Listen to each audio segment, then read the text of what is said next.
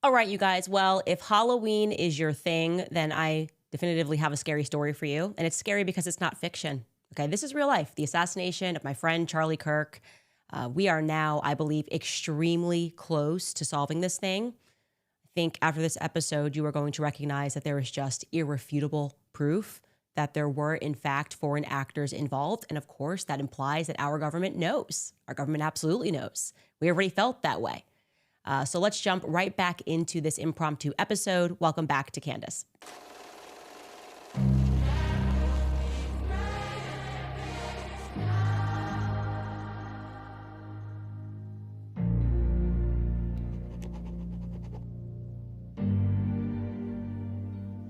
Okay, I want to preface this by letting you guys know that I am positively exhausted. I have been up all night, realizing what we were suddenly on the brink of. Stumbled into it. I wouldn't even say accidentally. Obviously, this has been my obsession since we all watched Charlie Kirk be executed in front of the world. And then a lot of people lie about it. And a lot of people who were not acting right or grieving right, who were his closest comrades and business partners. And let's be frank, as I get inch closer and closer to discovering the truth, we should recognize that this is pretty dangerous stuff. And my theory now, I feel confident stating that Charlie Kirk was taken out by something much bigger than Turning Point USA organization that he was running, and certainly much bigger than Tyler Robinson on the Low C rooftop, who I don't even think was even stepped foot on a campus that day. And I think another thing that I should mention is just how positively sad it is. We can reflect on how sad it is already that there are so many people in the world who are convinced. They've emailed me. I mean, I've received an unbelievable amount of emails from people that are convinced that Charlie's actually still alive, right? And it's not sad because those people are crazy. They're actually reacting to the lack of emotion and the lack of drive that is coming out of Turning Point USA to figure out who killed him. That's what they're reacting to. So like they came to, okay, this is so unnatural, the reaction of these individuals who were so close to him, that the more logical, sensible conclusion is that they actually know where Charlie is and he's perfectly alive. Yeah, that is how absurd they are acting. Just move on. Just donate to Turning Point USA. This is what Charlie would want. And that's his legacy. So what happened? Why are we here? Why are we live on Friday? I gave up Fridays, but this is so relevant to what's happening. And I wanted to get this information out so that everyone in the world who has been helping me investigate could have the weekend to do research and we can information share. The answer to the centralized intelligence agency, as we have said, is the decentralized intelligence agency. We must decentralize ourselves to plug out of this utterly demonic system. Anyway, what happened yesterday was, obviously I did the show and I circled back to the Egyptian military plane. I had simply tweeted about it while I was in Wyoming, obviously recognizing that it was not normal that this Egyptian military plane had departed on the morning of Charlie's assassination. Now, I made the mistake of thinking it had departed in the afternoon, and the reaction to it, this is how you always know the give, is they overreact to something and then the military bots make it a trending story. Like there's no way this was trending, this guy correcting me on the timing. And he tweets it and the next thing you know, it's trending. Egyptian plane debunked. It was not debunked. I showed you that yesterday. Okay. Thanks to a very brave person, a foreigner actually, who informed me that the people who came in on that plane were not the people that went out on that plane. So where did they go? They were estimating like approximately 18 people were on the plane that came over and far less were on the way back. Where did these people go? Well, let me tell you something. As you know, because I am relying on you guys for tips, I'm grateful that I have a platform, but I don't exist without you guys. I'm always checking the comments to see if I got something wrong, if I made a mistake, if there's something that I missed. And somebody I just happened to catch gave a live comment right after the show. I was looking at your comments and he said, oh, Candace, that plane we covered, the tail number SUBTT, just so you know, like a year earlier, that plane was in Utah at the same time as Charlie Kirk. In 2024, I was like, oh, that's pretty ironic if that's true. I was like, it's probably not true, except it actually was true. So I started last night and I said, okay, maybe that was a coincidence. Let me actually since I presented that timeline for you every time he came to America, see if it was always near Charlie Kirk, if it was always near some big Turning Point event, if something was going on with Turning Point. And the answer, you guys, if you thought once was maybe, twice was a coincidence, 3 times we have a conspiracy, we're at about every single time that we could go back on this plane, and we're not done, obviously. There was something happening at Turning Point USA that was neighboring, okay, in the same city. So I'm going to take you through this timeline. This is so shocking to me, and I've color coordinated this timeline. I'm sure there are going to be some errors. Pick them up, Zionists. Go hard. Make it trend. For the rest of us, let me know if there's slight adjustments that need to be made. But I think we've done a pretty thorough job. So I'm going to let you know what you are looking at, okay? Tail number, there's 2 actually Egyptian planes, because then somebody else mentioned to me, hey, Candace, there was another Egyptian plane that left 3 hours after, Egyptian military plane that is, 3 hours after Charlie was assassinated from Provo, Utah. And that tail number is SUBND. And you should take a look at that. And I thought to myself, okay, I'll take a look at that. Maybe that's where the rest of the passengers went. Maybe that emptied SUBTT left in the morning, and 3 hours after Charlie was assassinated, or maybe it's the next day. 3 days after. Marcus corrected me in my ear. 3 days after Charlie was assassinated, that's when the rest of the Egyptian crew, whoever was on that plane, departed Provo.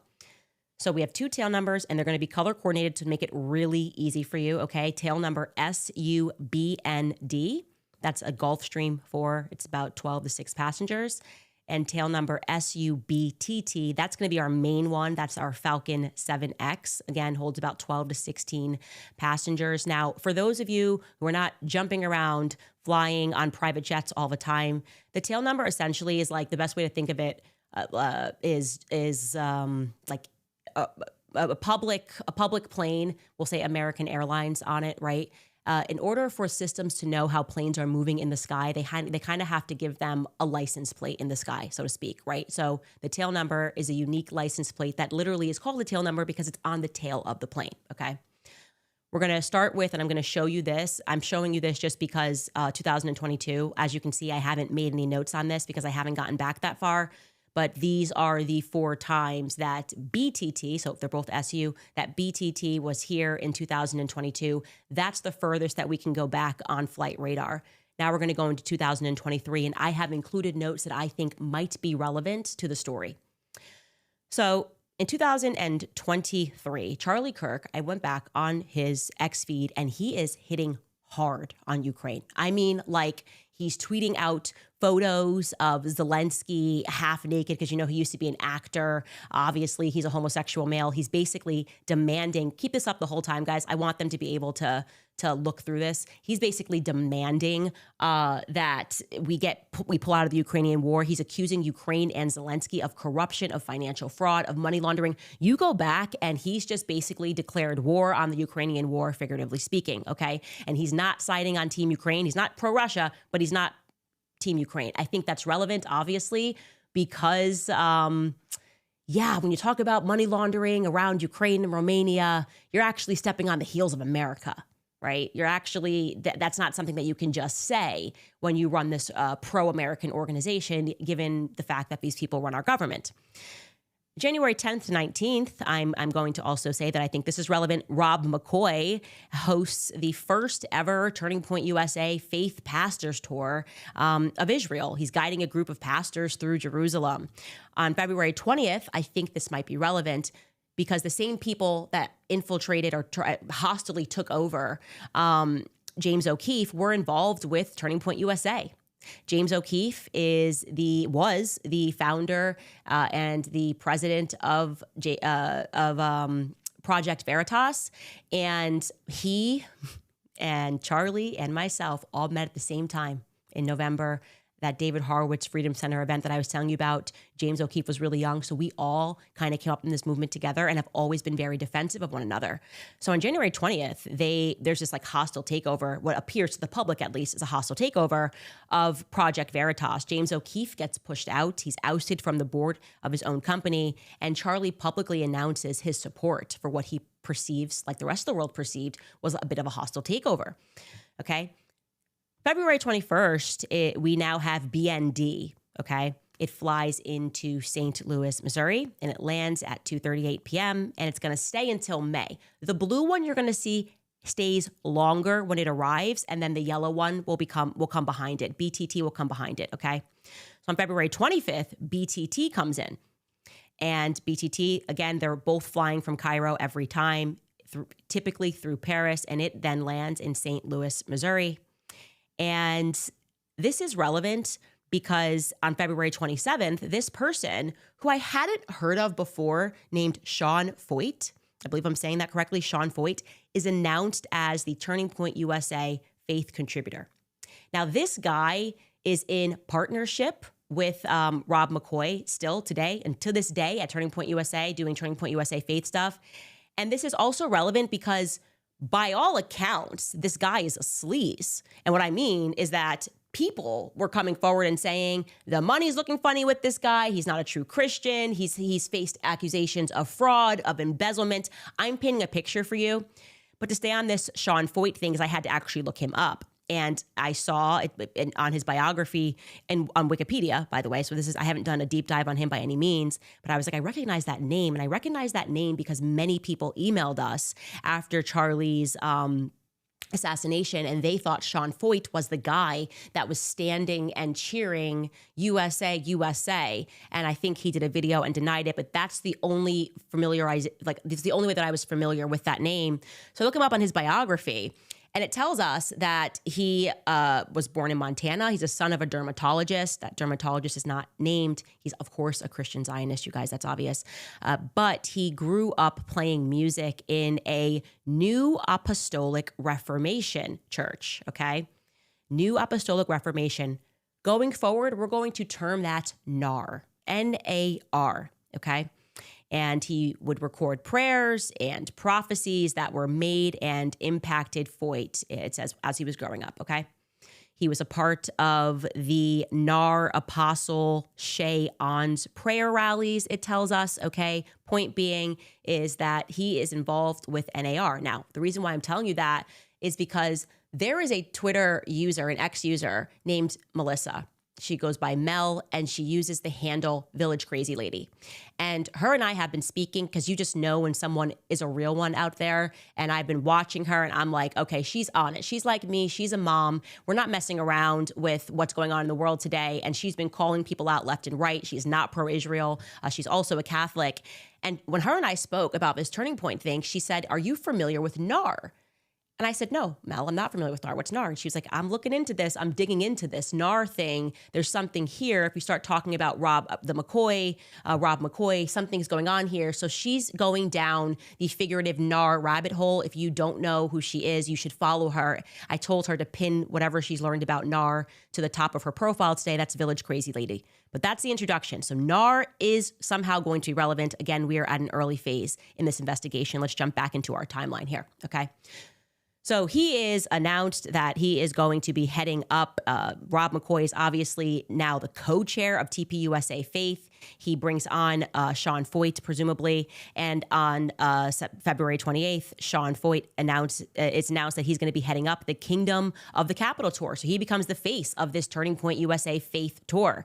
So, and of course, the first event that they do, as I just mentioned to you, that plane gets to St. Louis, Missouri, and sure enough, Sean Foyt is there. TPUS Faith is there.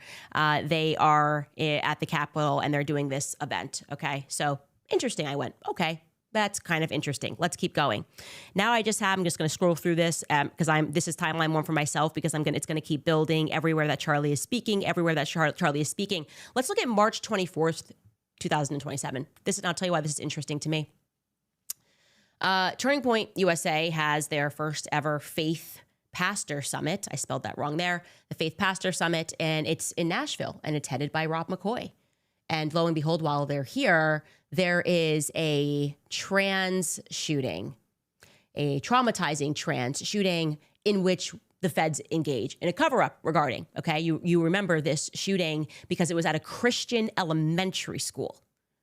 It was at a Christian elementary school. It was incredibly traumatizing for all of us that lived here, and then doubly traumatizing, not just because we have kids, but because then we got no answers. They just wanted to hush this. This is just a crazy trans person. Nothing else to see here. Goodbye. Now, what I will say to you is Rob McCoy has got some terrible luck, is what I would say, because he's there when that trans shooting happens. Obviously, he's very close to Charlie Kirk when his shooting happens. He says, I was his pastor. But also, I had received a tip that Rob McCoy, who is from Thousand Oaks, which happens to be a very corrupt place, was very involved in a shooting that happened in 2018. When I say involved, I should rephrase that. I don't mean like he shot anybody. What I mean is that he was the nearby pastor of a Thousand Oaks shooting that happened at some bar where a veteran shot up a bar. Skylar, can you pull this up? Because I don't even remember the details. We received an email and they were like, he was very close with the shooter's mom. The shooter was a veteran. They killed 2 Marine vets among some other, it looks like, bystanders at this bar. What bar was it? Something Bar and Grill. I'll look it up in a second if you don't have that quickly. 2018. Give me 1 second, guys. I just want to make sure that we have the facts of when this happened. 2018 Thousand Oaks shooting. I can't hear you if you're talking in my ear, but yeah, there was a shooting here at the Borderline Bar. Okay, this is on November 7th, 2018. A former machine gunner in the Marines, okay, opens fire on patrons at the Borderline Bar and Grill. It kills 11 patrons and then himself. And then when you hear who the victims are, there's some other Marines and some veterans there. So I'm starting to get the feeling, by the way, and I don't know about the rest of you, and these are Candace's musings, that maybe these kind of random shootings that instantly get covered up, but always involve like an Army veteran, aren't actually that random, and maybe the military is involved in them, like there's a target inside of there. Okay, that's a segue. Going back to Rob McCoy and him having bad luck, this person tells me that he knew the shooter's mother, was his pastor or something, happy to correct that, but then also got close to the victim's family, and the victim's family got upset with him. Anyways, just put that in your back pocket. I just thought that I should mention that, like, he's got some luck, or bad luck rather, okay? March 27th, like I said, is when we have that trans shooting at Covenant Elementary School in Nashville. And then we go back into our timeline. You can see on April 1st, we have that plane. We're going to call it the yellow plane for the sake of this timeline. The yellow plane flies from Cairo, always via Paris, to St. Louis again, and it lands in Missouri. And guess what? April 2nd, TPUS Faith, co-chaired by Rob McCoy, kicks off their tour with an event headed by Sean Foy in Jefferson City, Missouri, the very next day while this plane is here. Okay, let's keep going. Okay, April 6th, it leaves, and it always goes through Delaware when it leaves, and it goes back to Cairo. Okay. Now, I am just kind of putting down for you here, again, other places where Charlie's here, where he is, because I know that this is going to build into my timeline. You know, I'm looking, and Sean Foy is in Israel related to some more faith stuff. I don't know if Turning Point sponsors that trip or not. That's why I put a note there. Charlie is speaking in Sacramento on the April 13th. Yellow plane again comes in. This time it flies to Kansas. Cairo to Kansas. And on April 23rd, Sean Foy heads up the TPUSA Faith Kingdom to the Capital Tour event, which happens to be in Topeka, Kansas. So I have a question. How did he get here from Israel? Did he fly into Wichita the day before and then make the very short drive and make his event? I don't know, but I'm putting it in there because once again, we have this plane in here and we've got another TPUSA Faith event that is happening right around the corner. It's about, I think, just under 2 hours to get from Wichita, Kansas to Topeka, where the TPUSA Faith Kingdom of the Capital Tour continues. Okay. April 3rd, BND is in here does a test flight. I think I might have dropped this blue thing. Oh yeah, it's been here the whole time. That's right. This plane stays here a long time. So it's been here from February 21st, and then it's going to head out, and it just leaves on May 9th. Okay. That's going to end 2023. Literally every time this plane is here, I can pin a TPUSA faith event that's happening, which is like some luck, right? February 9th, we're going now into 2024. I guess actually let's start with January. On January 3rd, 2024, Mikey McCoy is promoted to the chief of staff of Turning Point USA. I have the internal email, so that is a fact. He gets the promotion, and now you can see, I guess the McCoys are much more involved in Turning Point USA. I did not know them, so this has to be the year that they got super involved, because I'm going to do my last speech for them in June of 2024. Anyways, he gets promoted to chief of staff, and then on February 8th, Charlie's campus tour is publicly announced. I'm doing it with him. On February 9th, our plane comes in. Our Egyptian military plane comes in. This time it is headed to Nebraska, and it lands in Nebraska and then flies straight to Lincoln, Nebraska. It lands in Omaha, and then flies straight over to Lincoln, and it stays in Lincoln for a mysterious 5 days. Now, I'm racking my brains. I couldn't find anything going on with Turning Point, but I was like, I bet there's something going on in Turning Point in Lincoln, Nebraska, because that's a pretty precise location for this plane to go to. And lo and behold, Turning Point USA, on February 11th, while this is going on, starts a chapter in Lincoln, Nebraska. I'm not kidding. Here's the post. Now, to be clear, because people will go out and say, oh, they already had events at the University of Nebraska. They had a regional chapter, which in Turning Point lingo, like if there's not enough interest in a certain area, they will develop these regional chapters, and people in that area who are interested in Turning Point USA will work to make events happen. They did not have a Lincoln-specific Nebraska chapter, according to their own Instagram, as you can see, until February 11th. This is a chapter Instagram, I should be clear. This is the UNL, University of Nebraska, Lincoln, and they're saying it's going to be our first weekly meeting. Here it is. And I think you cut off the bottom. Oh, and it's on the right side. Starting next week, TPUSA at UNL, it is official. Our first weekly meeting. Okay, February 20th, Nebraska City campus. You got it.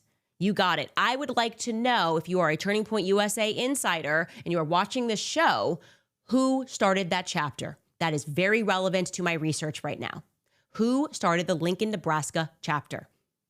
Because I can't find that. I've looked through. I've tried to see who was the first person. Typically, I think to start a charter chapter, you have to apply. So there's got to be some students, and maybe you're in Lincoln, Nebraska, and you can ask around who said, hey, let's start this chapter in Lincoln, Nebraska, all by ourselves. We're not going to be regional anymore. I need to know who that is, okay? So that happens, and then on February 14th, our plane departs back for Cairo. And this time, BTT departs Cairo, stays in Wilmington for 2 days, and then heads back to Cairo on the 16th. Yeah, okay, so that's February 14th, right? It comes back pretty quickly. On March 29th, BTT, our yellow plane, departs Egypt again, and it comes back to Wichita, Kansas. It lands at 2:19 p.m. in Wichita, Kansas. And guess who was in Kansas that week? I mean, it's just incredible. It is incredible. Charlie Kirk was speaking at the University of Kansas, okay, on April 3rd. So let me know when you get uncomfortable and you realize these are not coincidences, okay? This is a conspiracy. This plane is following Turning Point USA Faith and Charlie Kirk, or Charlie Kirk, by the way, at those TPUSA Faith events. It's possible Charlie was speaking. I just can't find it. It's very difficult to search Charlie Kirk right now and to go back. So I'm going to continue to build this timeline, but you're getting the picture here. Let's keep going. So yes, that plane comes in here. And then I have here on April 9th that Charlie is in Omaha, Nebraska, speaking at the Lord of Hosts Church. So he's doing TPUSA faith stuff in general. And then we get our blue plane comes in. Our blue plane, remember, is the one that whenever it's here, it's going to sit for a little bit, and it sure does sit for a little bit on April 19th. It goes to Provo. It comes in from Cairo via Paris. It makes a stop in Salt Lake City and then goes on to Provo. That is April 19th, okay? Lo and behold, BTT is then going to come in from Cairo via Paris through North Dakota to Provo. The planes are together. Again, they're meeting up. They're kind of tracking each other. And who's in the area? Who's in Utah at the same time? of course, Charlie Kirk. Charlie Kirk is doing a Salt Lake University event. Sorry, it's not Salt Lake University. It's the University of Utah at Salt Lake City. I think that's correct. So he is doing an event at Salt Lake at the University of Utah. It's a Prove Me Wrong event. Charlie Kirk is here, of course. And then we have that BTT, that's our yellow plane, departs on April 28th. Charlie's event is over, so we can move on. Also have here that Charlie spoke in North Dakota, so he's in the area. And then on July 17th, our blue plane is going to leave, right? It always lags behind our yellow plane. Now let's get into 2025. This is the year that Charlie gets assassinated, right? I don't know what this plane is doing. I don't know who's on the plane. I do know that if Tulsi Gabbard or Joe Kent is potentially watching this, or if they are, as they have stated, or as the public figured out, being blocked from Kash Patel, you should be able to look into these flights and see who is on these manifests, and it is going to be extremely relevant. I'm telling you, it is going to be extremely relevant. And my best guess is that they are going to try to hide that or lie about it. And I'm wondering if these planes potentially maybe had some Americans on them, because that would be incredibly relevant. Anyways, let's get into 2025 here. We're going to start with just the planes don't come in at all in the beginning. This is me just putting down Charlie's schedule. May 23rd is the first time one of the planes come in, and that is the blue plane. The blue plane sits and it stays for a while. And I'm going to say that to us, when we looked at this, it appeared to be a legitimate maintenance stop, like that they came in because there was just some test flying that was happening around that time. I don't know for certain. Obviously, we're building upon this timeline, but the blue plane, our lag plane, gets into Provo on May 23rd, okay? We're going to keep with this timeline. You can see in June of 2025, by the way, is when the article broke. Sean Feucht is credibly accused of having been involved in fraud and embezzlement. There are multiple organizations that are binding together to say that he's immoral, he is unethical, that he has shady financial activities, he's misrepresented his ministry activities, ceaseless financial solicitation they accuse him of, intermingled with grand visions, which has led to untold financial gain and a steady stream of unpaid labor from volunteers. Starting to sound a little bit familiar here.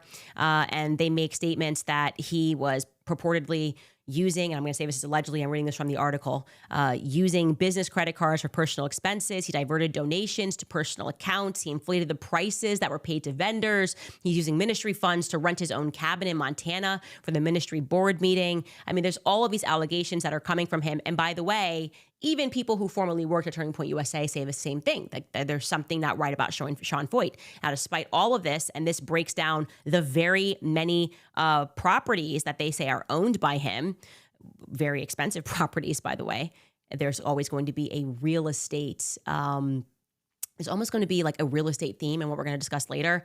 They're breaking down, like, this guy owns a ton of properties. He's moving a lot of properties. That's interesting to me. When the money is looking funny and you see that people own a lot of properties, you should be interested, okay? I'm not making any allegations against him, but I'm going to make some broader allegations that when I started piercing this layer of the Mormon church, I was like, is this a church or is this a real estate empire? Never seen so many real estate transactions in my life. People that were paying cash more than what the property was worth. And I'm going, when I see this much real estate being purchased in cash, I know a thing or two about money laundering. It's a good business to be in, is all I'm saying, right? It's a good business to be in. And I got to be honest, these mega churches are looking a little funny, okay? They're looking a little funny. What was it? Joel Osteen, like, the plumber was fixing a toilet and found like $1 million in the hole. Do you remember this story? Mega church pastor Joel Osteen, his church, I think it was, I got to pull it up if you can find it, Skylar. The plumber's like, hey, I'm here to fix the toilet, and finds that actually there's like almost $1 million of cash in one of the walls. And I think Joel Osteen issued a statement and was like, we are very surprised to see this. It's very strange. This is in the walls of our church. That's amazing. God has blessed us greatly for supporting Israel. I'm joking. He didn't say that. But I think the excuse that he gave, here it is, the plumber doing repairs, November 10th at the mega church, blah, blah, blah. There was a loose toilet in the wall. We removed the tile, and Boom, 500 envelopes fell out of the wall. And I was like, oh, wow. And then the plumber contacted maintenance. And Joel Osteen's excuse was like, we had some money that was missing at the church. Here it is. I don't know why they're like, I don't know, these pastors like tickle me now. It's like, I don't know. That's so crazy. That is so crazy. There you are. There you are, $1 million. I did not see you there. Happens all the time. Rich people problems, rich people problems, just so much money. You got to put it behind a toilet. And he said that that's what they thought maybe it was. To me, when I hear cash flowing like that, my mind goes to, and we're talking like a lot of these mega churches are always in California or Arizona. And I'm not saying this about Joel Osteen. I'm talking about the broader implications of cash being found in any place. I'm thinking the cartels, right? Like that's where my mind's at. I'm thinking cartel money is flowing through the border and could end up in a closet somewhere. Again, I'm not correlating that to Joel Osteen, but I do think the fact that that money was found there is weird, and his excuse makes no sense. I will say that. Now, jumping back into our timeline, where was I just now? We are, this is when things start to get a little spicy for Charlie Kirk, okay? So that's Sean Foyt. That's June 2025. Money's looking funny, according to multiple people and organizations that have worked with him. Mark has made a note. No, that's incorrect, Mark. I checked this 3 times. You're thinking about, you're saying that. Oh, sorry. Yeah, that's where we were just at. No. Oh, okay. I will bump that. Okay. Mark is saying that the Lincoln chapter was opened. I had that in the wrong date. That was supposed to be in May of 2025. Okay, we'll get back to that. Let me just get through this. Okay. So we have Tucker Carlson then speaks in July 11th of 2025.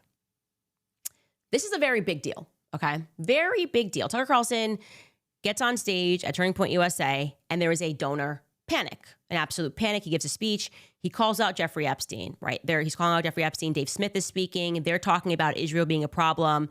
He's getting cheers from the crowd, right? This audience being like, yeah, no, why are we married to this like nation in the Middle East that happens to be committing a genocide? But he also says things like, people that serve in foreign armies should probably have their citizenship stripped, something along those lines. And he also muses about where Bill Ackman's wealth comes from. And yeah, it's just a speech, which, by the way, Charlie was the one who told him backstage, go hard at Israel, right? He's done. Charlie's done. He just is. That's just the reality, which is why it was crazy. I mean, people were trying to lie about this. I was like, this is lies, will not stand. And he's telling Tucker Carlson to go hard in the paint. Now, I know for a fact that when Tucker came off stage, one donor immediately, a woman who I have not named yet, instantly started yelling at Charlie. Charlie then gets the full donor squeeze. You are not allowed to be anti-Israel. This feels like a good time to mention that the last time that I spoke at Turning Point USA's conference in 2024, there was this random sidebar conversation that I had with Tyler Boyer. Tyler Boyer is the king of shady at Turning Point USA. He is the one, like I said, he has hired every person around Charlie. Joke's on you if you think Turning Point USA is a Christian organization. It's a Mormon one, okay? And Tyler Boyer said to me backstage, there was something going on with like Charlie Kirk and Nick Fuentes. I can't recall. This is, again, 2024. And I said to him, why don't you just have Charlie debate Nick? Like the common sense thing to me is just like have the debate, right? It's not a big, it's like all of this. I think Nick had maybe come actually to the conference with like some people because he was doing that for a little bit. And I was like, why don't you just like debate him? Like, I don't know, I'm like pro conversation. And Tyler said to me, Turning Point USA will just always be pro-Israel. Like we're just never not going to be pro-Israel. Didn't think anything of it at the time, but in retrospect, it's kind of a weird thing to say. Like, what do you mean it will never be anti-Israel? What do you mean it will always be pro-Israel? That's just what we are. We're pro-Israel. What do you mean that's just what we are? You're supposed to be an organization that's dedicated to free speech. And what comes with free speech is the ability to think freely, the ability to process the information that is being spoken to you and to think freely. You care about free markets, which I think actually relies upon free speech to have free markets. I don't even think the markets are free right now. And so I'm just trying to understand this concept that Turning Point is just never going to not be pro-Israel, actually, in the retrospect. And so if we fast forward a year later, Tucker Carlson's on the stage and his hype boy, his hype man is Charlie Kirk. And he's like, just hit him hard. And he goes out there and he hits them harder than anything. And suddenly there's an explosion, right? And they're really angry. They are very angry. Josh Hammer is angry. Seth Dillon is angry. Far be it from them to ever tell the truth about that. These people were going to lie. Oh, he never blinked, and we were just his greatest supporters. Bob Shillman is angry, and they're basically saying, Charlie, this can never happen again, and you have to be pro-Israel. That's kind of the vibes that they're putting down, okay? That happens July 11th, and now our plane is coming back from Egypt. Just 9 days later, it goes through Omaha, Nebraska at 11:37 a.m. It departs and it heads over to Lincoln, Nebraska, and it stays there for 6 days. I would love to know, and again, anybody who has the ability to pull the files, maybe you just work at the airport. I really would like to know who was on that plane. I think this July 20th date is very important, very important. Okay, I think the post-TPUSA conference dates are critical to what happened here, okay?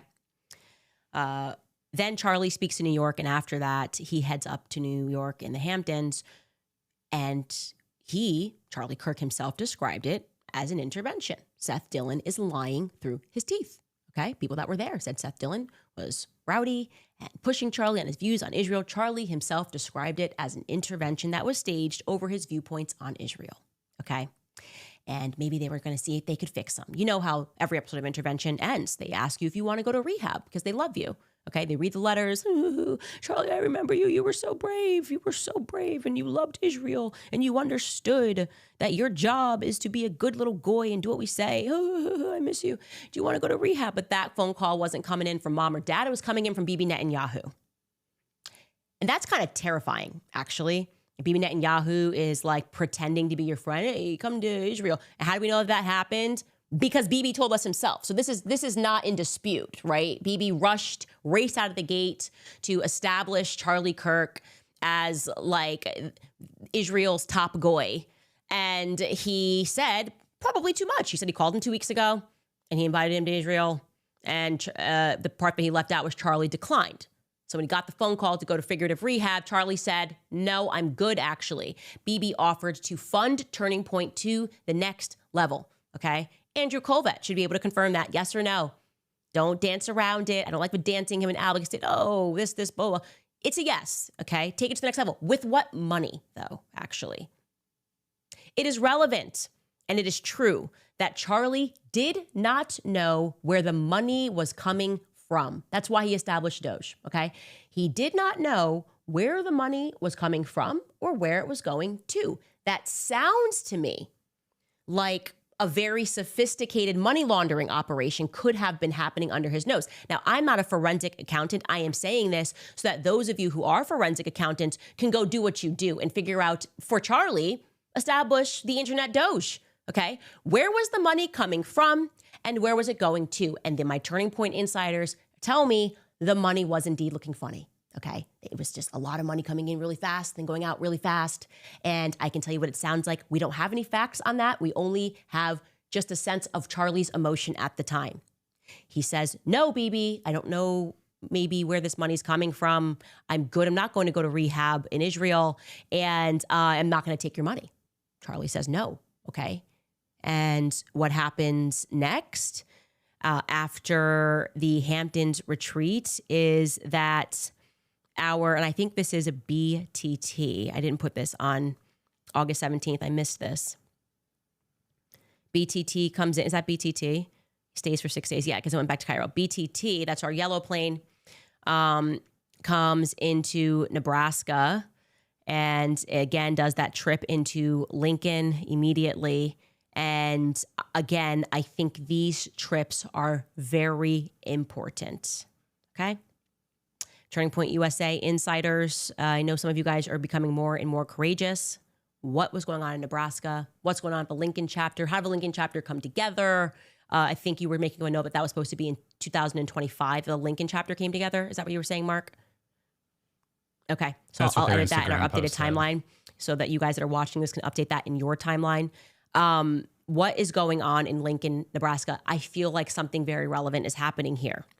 Then we have, of course, the final time that that plane comes in, and before Charlie's assassination, rather, it comes in on September 4th. It heads to Minot, North Dakota, and then it heads directly there to Provo, and it lands in Provo on September 4th at 12:46, and it was a full plane. Okay, that's what we can say. It was a full plane, according to a person overseas who had intimate knowledge, and I think the information is solid. And it was not a full plane when it departs the morning that Charlie is assassinated. So, working with that, what's going on here? What's going on here? We then know that 3 days later, bringing that back up on September 13th, our blue plane, which it trails, is going to leave through Canada, as it always does. It's going to leave Provo. It's going to go through Canada, through Paris, and back home to Cairo 3 days following Charlie Kirk's assassination. Did that plane perhaps have the rest of the people that were left behind? What is going on? I want to know. One more thing that I want to mention to you. And Skylar, I actually didn't tell you. I want to make sure that you pull up just what I want you. Okay, under the notes from me, Charlie, because this is stuff that we're working on. I mean, Charlie, goodness. The notes from me, Skylar, it says 2 jets that landed from Arizona into Provo, because we started tracking those jets because I think the planes are going to tell us a story. If you could just copy that, and from there up into the 9/11, yeah, that'd be great so that they can see that. We started then looking at the planes that day, and something that struck us as actually, Charlie, Charlie, goodness, Skylar, if you could just delete the name of the agent is the only thing I would delete because it's not relevant for them. I mean, it's obviously public information, but we don't want this person to get inundated. Anyway, so there were 2 planes that we could find that right after Charlie gets shot, scrambled, and from Scottsdale, Arizona, we're trying to figure out who came in. And something that caught us, something that we think is interesting, is that the tail number 940JD, right, had a day where they went up from Scottsdale in the morning. And I think it was, if you want to bring that up, Mark, at 7 o'clock in the morning they left. If you want to pull it up, that's N40JD. I want to say it leaves at 7 o'clock in the morning. Oh, no, that's the other tail number. Just kidding. The G5 plane. Okay, switch that. This is why he needs to bring this in. Tail number N102DZ. We'll have it up in a second. N102DZ we're interested in because at 7:12 a.m. in the morning in Scottsdale, so that's local time in Scottsdale, it flies from Scottsdale to Salt Lake City. So instantly I was like, oh, this could be Charlie's plane. But then, why would Charlie fly into Salt Lake City? No, he would fly into Provo, obviously, because Salt Lake City is 60 miles away. You don't fly private so that you can then take a 60-mile car, unless there's some reason that you would have to, like the airport was closed. And I don't think that's true. Maybe it is. You guys can let me know. But this plane flew from Scottsdale and then landed in Salt Lake City at 9:23 a.m. local time. And then Charlie gets shot at 12:23, and this plane scrambles.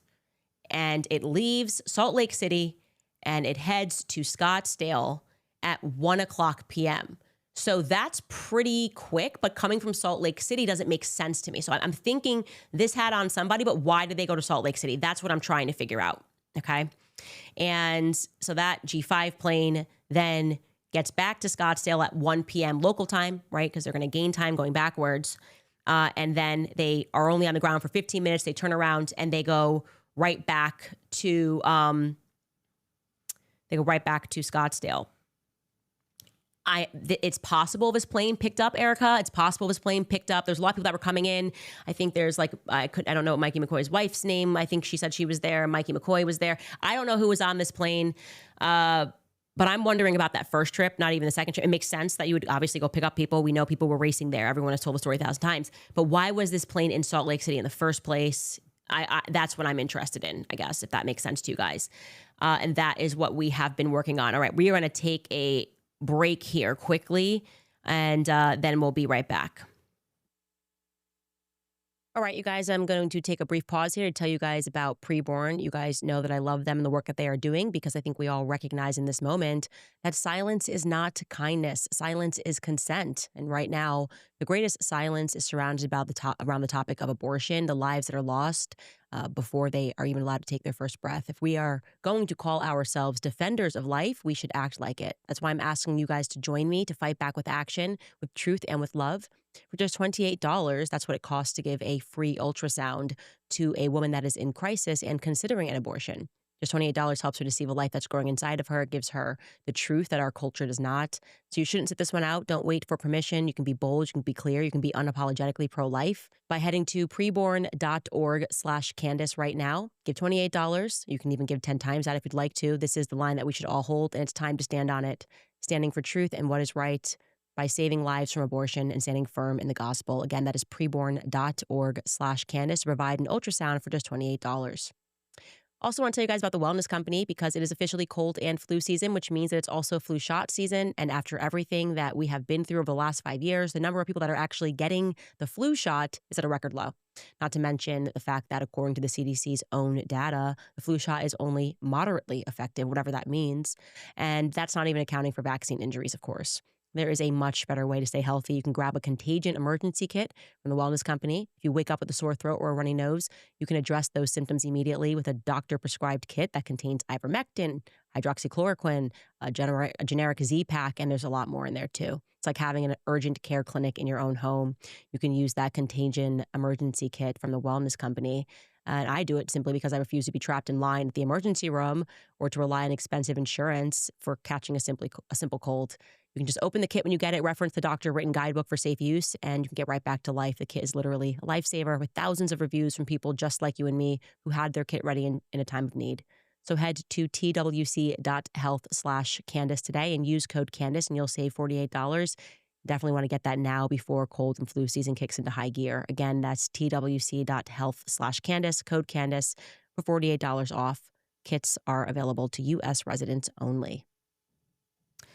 There's another strand of this that is compelling to me, and something that came, and again, this is opinion. I didn't cover it because it's opinion, but a lot of people felt at Turning Point USA, and I do mean a lot of people, as in the wonderful people that work for the organization that are not at the top, right? And they felt that Mikey McCoy was kind of being positioned to take over for Charlie Kirk.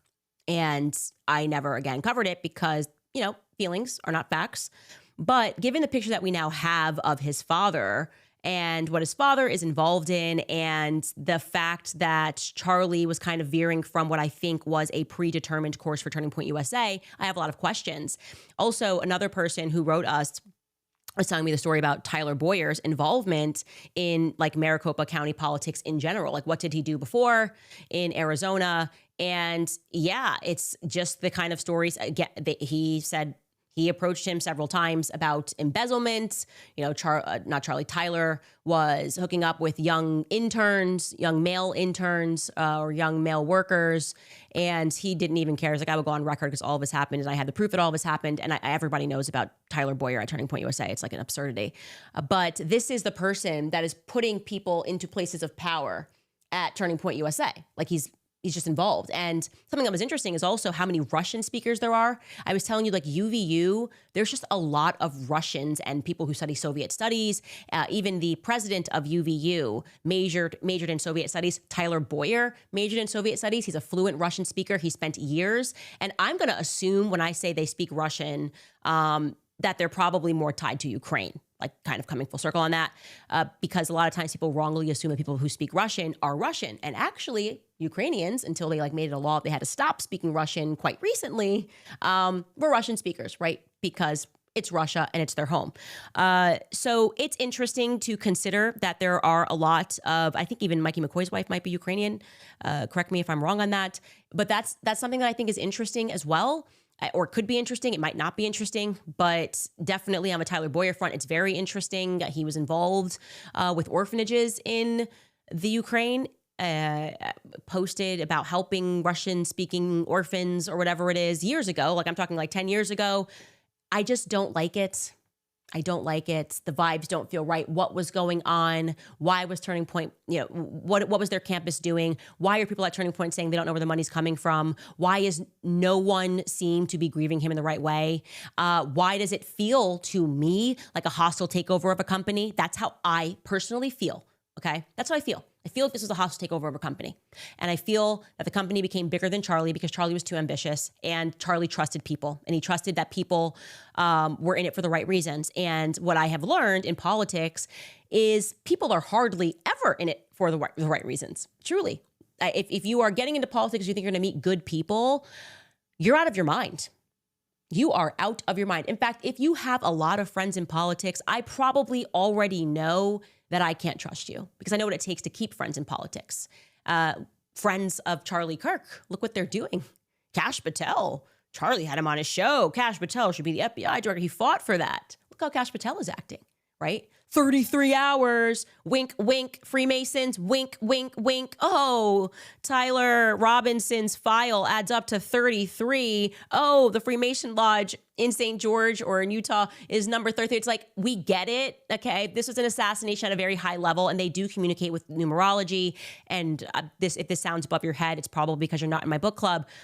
But it is just, to me, the most sinister and sickening thing that these people can lay their heads on the pillow at night and they were just going to keep going, okay? I feel a lot is adding up and that more people need to look into Turning Point Faith.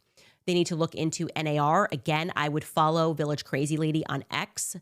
She's fantastic at research and she has been keeping them on their toes with research, and that is the area that she wants to go down.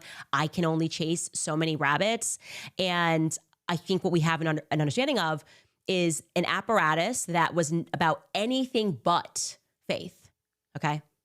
I think actually when I now look at the picture and I'm learning more about Rob McCoy and knowing that he was the co-chair in 2024 or maybe in 2023 of Turning Point USA, they believe, and this is why the Christian Zionism thing becomes so important, that they can hijack our emotions and tell us that it's our biblical duty to support the state of Israel, because I think the state of Israel is probably involved in what is happening at the border, in what is happening overseas. It is definitively involved in all these wars. I mean, everywhere you look, Israel pops up. It doesn't matter if you're talking about Congo. They'll be like, well, look at what the Christians being slaughtered in Congo. Oopsies, Dan Gertler, the diamond thing. How are they number one in the diamond trade? They don't live in a place with diamonds that grow. So what are we even talking about? What are we talking about with this nation? What are we talking about?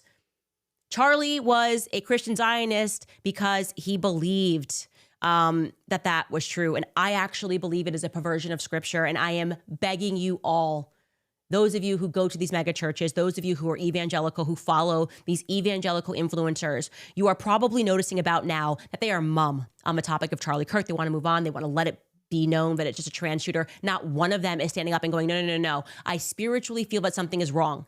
We all feel that something is spiritually wrong, and yet these people are trying to tell you if there's nothing to see here. That needs to be your wake-up call. If there is going to be a turning point, it is not going to be the one that they expected, okay? I sense that. There will be a turning point, but it is not going to be the one that they were banking on, where a bunch of Christians are sold slop and are told that it is their God duty to support the nation of Israel while looking away from the fact that they're acting real weird in the hours after Charlie's assassination, doing way too much. Man is cartwheeling to tell you they had nothing to do with it.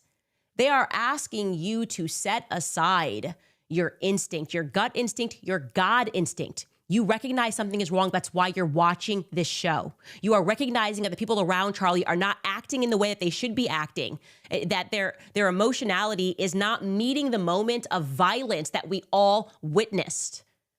Instead, they're turning on me. They're making videos about me for investigating. They're lying to you about where Charlie was on his faith journey. That's hush hush. The Catholic thing must stay hush hush. Why? it's all kind of adding up, right? They're attacking Tucker Carlson because he's attacking Christian Zionism. They're angry at Charlie because it's looking like he might get off the Christian Zionist reservation, because that's what it is, okay? That's a plantation. And what they are mining is your emotion. What they are mining is your belief in God. And there's no question in my mind. It is corrupt, but it is also dangerous. It is dangerously corrupt. And I think that Charlie learned this lesson the hard way. I'm appreciative to all of you guys who are sending me emails. You're worried about my safety. Please stop sending those, okay? I understand what I am doing. I have read my messages over and over again with Charlie, ones that I have not even revealed. And this, to me, feels like a Christ mission to wake up the world and make them aware of what snake it is that has wrapped around all of the nations. And it does so in the name of God. In the name of God. Christian Zionists are telling you to support a nation, okay, that has mass murdered children.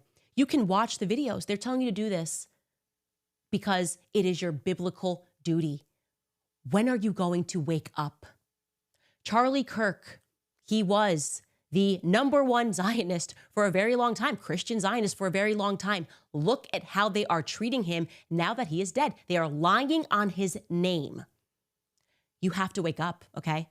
It is my mission to share this information with you to get you to wake up, because I think Charlie was right. I think there was something about me and him together, okay, that was, I don't know, like just meant to happen, you know? Not in the way that some of you guys are interpreting that. The kid, he was literally my kid brother, but I mean, like, there was a higher calling to his assassination, which he knew was coming. He knew he was going to die. He said from the time he started Turning Point USA that his life was going to be short, and he knew that I would be the one to fight for him. He knew that it was going to be me that was going to be the one that would fight for him. He knew that I would be his David, and it is that relationship that we described yesterday, the David and the Jonathan. He was my friend, okay? I watched him work, but more than anything else, I laughed with him. He was my friend. And you are not meant spiritually to watch your friend catch a bullet in the throat. And you've got two things after that happens that you can do, okay? You can run from it. You can run from it and say, I don't want to end up like him. Or you can fight like hell to find out who did it to him. And I have chosen option 2. All right? I'm going to take some of your comments after we get back from this brief break. All right, you guys, jumping in here to remind you about American financing, because what if you could delay your next 2 mortgage payments? That is what can happen here. Imagine putting those 2 payments instead in your pocket and finally getting a little bit of breathing room ahead of the holiday season. It's possible if you call American Financing today, if you're feeling stretched by everyday expenses, groceries, gas, bills that are piling up. You are not alone. Most Americans are putting these expenses on credit cards, and the credit card rates are insane right now, in the 20s or even the 30s. American Financing can show you how to use your home's equity to pay off that debt with rates in the low 5s. Their salary-based mortgage consultants are helping homeowners just like you restructure their loans and save money every month, all without any upfront fees. Their customers are saving an average of about $800 a month, which is like a $10,000 raise annually without even having to change jobs. So call American Financing today and start saving. The number is 800-795-1210. Again, that's 800-795-1210. Or you can visit americanfinancing.net/Owens. Again, that's americanfinancing.net/Owens. And of course, I always tell you about Nimi Skincare. I love them. The beauty industry was telling all of us that we needed all these complex formulas to achieve healthy skin. And obviously, that's not true. The real secret is, of course, simple. That's why I love Nimi Skincare. Nimi is doing something that seems quite radical by building one of their most popular lines around one of the most nutrient-rich, bioavailable ingredients on earth, which is grass-fed beef tallow. Tallow is a traditional ancestral secret. Its composition is incredibly similar to our own skin's natural oils, which means that your skin actually recognizes it. It's not a chemical coating.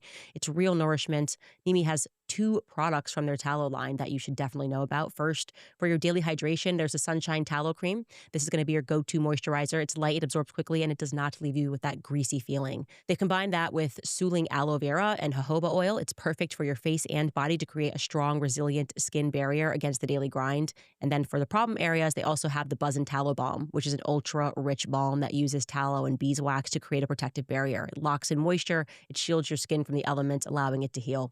This is skincare the way that it was meant to be, of course. Simple, natural, pure. and powerfully effective. It's a focus on skin-loving ingredients made right here in the USA. So if you'd like to order, head to nimiskincare.com, explore their tallow line, and use my code Candace10 at checkout, and you'll get 10% off your order. That's Nimi skincare.com. All right, guys, very quickly, because I am going to jump to a dinner reservation. Somebody made a comment, and thank you for that. Charlie actually did fly into Salt Lake City, so that was his plane. So that does make sense. They would have had information. I was wondering why he was in Salt Lake City, but apparently he had an interview with Restaurantology Summit. So you can ignore that tidbit. Comments from Stars saying, making sure I send a super chat today since the Zionists want to call you vermin for having so many supporters of truth. We love you, Candace. God bless you and your family and your whole team. Thank you so much. Jill writes, I'm so disappointed in my pastor, Jack Hibbs. He was so close with Charlie, and yet he hasn't said nearly enough, in my opinion. Well, Jill continues, Christian Zionist loyalty to Jews and Israel seems to have replaced loyalty to God, the church, and the truth. Yeah, well, look, he's another big pastor, and I can tell you about Jack Hibbs. He was another person that PragerU was pushing to me, wanted me to interview him. I may have even interviewed him. I can't remember, but they were like, Pastor Jack Hibbs. And now I look at that and I'm thinking that's part of an operation. That's likely part of an operation. All of these people that they wanted me to platform, Lila Rose, Jack Hibbs, Tim Ballard. I look back on that stuff and I'm reflecting, and I realize that, like I said, I had handlers and they were directing me to do things, and I never really questioned the things they were directing me to do until today. So Jack Hibbs was also a part of like a Turning Point USA Faith events, and I am looking at Turning Point USA Faith sideways, especially because like he doesn't even care about the allegations against Sean Foyt. And what are they doing? It doesn't matter. We're just going to keep on continuing working with him. Rob McCoy. Alpaca Renee writes, God bless you, Candace. You're a warrior for such a time as this. Thank you for all of the hours of digging to find the truth. I pray. Jeremiah 29:11 over you and your family. Thank you. Voiceless writes, I'd love to see how Google Trends line up with these flights, names of people who died in these shooters, etc. Well, as it turns out, one of those planes, I forgot to mention, and it's the second one, the blue plane, I believe, was Googled by Israel. The tail number for that plane was Googled by Israel on September 8th, 2 days before the assassination. So take from that what you will. Tim Morgan writes, Candace, check out Sean Foy and the allegations of financial ministry mismanagement online. And he and Pastor McCoy are planning a courageous Christianity tour to honor Charlie. I am really begging for the real Christians in this world to research these men, to watch this episode over and over again, to consider what I am telling you, that there has definitively been an infiltration and Christian Zionists are at the helm of it. And I understand I'm at war now with all of them. That's fine. Okay. I understood that I was at war the moment Charlie caught the bullet. Okay. I get that. That what could follow? It's got to be war, right? It's either total submission or war. And I'm not going to submit to these demons. Anyways, you guys, I'm sorry if I missed your comment. Norman Finkelstein, the interview with him, we bumped that because I felt like this was so important to get out because we need to information share. That interview is going to release at 7 p.m. Eastern, so in about 30 minutes if you stick around. It's an amazing interview, and it's a timely interview given what I am saying to you about Christian Zionism. You need to wake up to what has happened in Gaza and what has actually been going on, and the scales may fall from your eyes as quickly as they fell from mine. On the topic of Israel, there is no justification. There definitively cannot be any godly justification for what they have done and what they have always done in Gaza. It is not new. It's not starting October 7th. Okay. This has been going on since they stole their land at gunpoint. It has been an effective Holocaust since 1948. By the legal definition of a Holocaust, which Norm Finkelstein will explain better than I do. And once you recognize the people defending that, beyond this, you will start to look at them as possessed by some sort of a demon. And typically that demon is just money. Okay. They just want the money. And the Bible is explicit about that, right? You can't have both. And like I said, God's chosen people do not endorse that. In fact, only Satan chosen people could. Anyways, we will see you guys on Monday.